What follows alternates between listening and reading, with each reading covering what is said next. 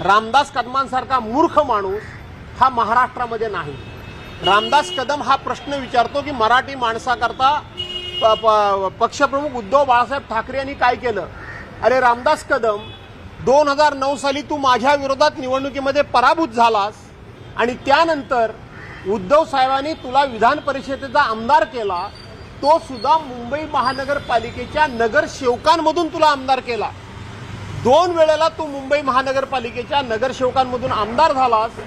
तू मुंबईकरता काय केलंस हे सांगितलं पाहिजे।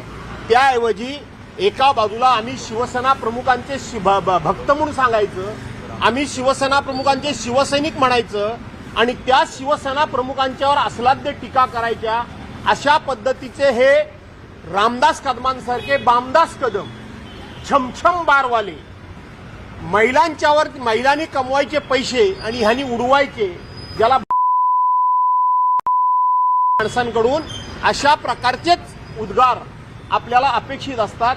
यापेक्षा त्यांच्याकडून चांगलं प्रबोधन, चांगले विचार, ज्या शिवसेनेनं 32 वर्ष याला लोकप्रतिनिधी केलं त्याचे कुठेतरी कृतज्ञता यांच्याकडून व्यक्त होणार नाही, कारण ही कृतज्ञ माणसं आहेत।